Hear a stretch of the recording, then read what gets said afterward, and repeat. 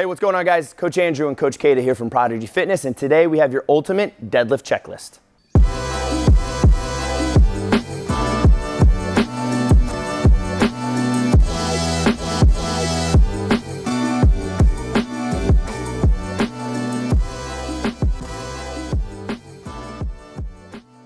So you want to start deadlifting, and we think that's a great idea. We are huge fans here at Prodigy of the deadlift, and we use it for all of our members in the programming, but you don't know where to start. So today we've got a checklist for you to make sure that you're doing your deadlifts correctly. All right, so the first thing that we want to talk about is your foot placement in relation to the bar. All right, so I'm gonna have Coach Kata walk up to the bar here.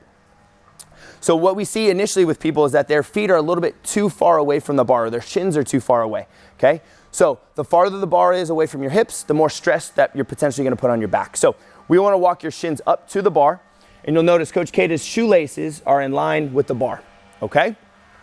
Second is foot placement in relation to the variation of the deadlift that you're gonna do, all right? So right now this is a conventional deadlift where our feet are about hip width apart, okay?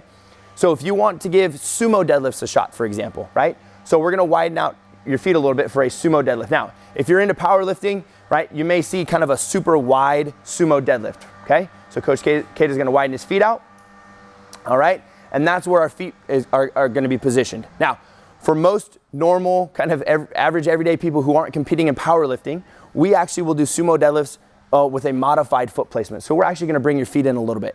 And the reason being is that over time, that super wide position can make those hips a little cranky, okay? So now we're here into our sumo stance, okay?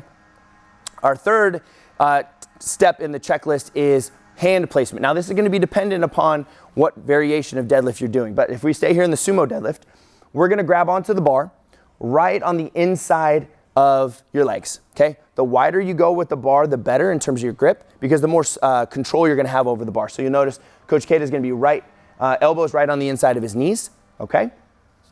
And the next thing that we're gonna do is really think about creating total body tension and squeezing those shoulder blades together, all right? So that's gonna create a lot of total body tension in the upper back, okay? The next thing that we wanna talk about is kind of bending that bar. So Coach Kata is gonna try to bend that bar. That's gonna play into the total body tension portion of it, all right? To ensure that everything up here is locked in so his back stays nice and safe, okay? So once we created that total body tension, he's bent the bar, he's now gonna think about pushing the floor away from him to stand up, okay? Here we go. So he's gonna push the floor away and then stand up, okay? What you didn't see, right, and we'll set that bar back down, what you didn't see is him try to pull the bar off the ground, right? Sometimes when you do that, you lose all of the tension here and the bar gets a little jerky, okay? So we wanna push the floor away, okay? The next thing, once we do that, is we wanna finish with those hips, all right? So he's gonna create the tension, he's gonna bend the bar, and we're gonna finish with those hips, okay? So the nice thing is you have the feedback of the bar to really make sure that you get good placement of that bar, okay? Now, to initiate the descent, I want you to think about sitting your butt back, okay? Oftentimes what we see is people want to just kind of squat the weight back down, right? And then that pushes the bar out in front of us. So we want to really think about initiating the motion back, all right, to set the weight down, okay? So he's going to set the weight back, or sorry, set his hips back to set the weight down. Good.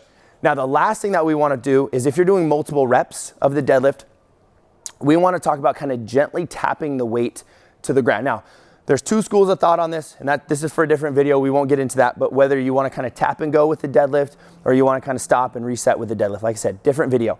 But what we're going to talk about is kind of tapping and going as opposed to just collapsing and falling, because that's going to ensure that we maintain tension, all right? So you'll notice Coach Kata is going to do a couple of reps here, okay? So he's going to finish with his hips, he's going to initiate the motion by going back, and then he's just going to tap the weight to the floor and then right back up. And that's going to make sure that he maintains tension throughout the whole thing, okay?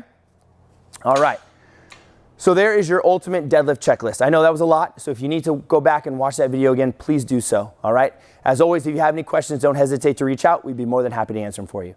And if you're a busy adult in the Tri-Valley and you're looking to lose weight, get stronger, have more energy, maybe you want to start deadlifting and you just don't know where to go, we would absolutely love to help you. All you got to do is click on the link in the first comment below for a free 2-week trial, and we'll take care of it from there. All right, see you guys soon.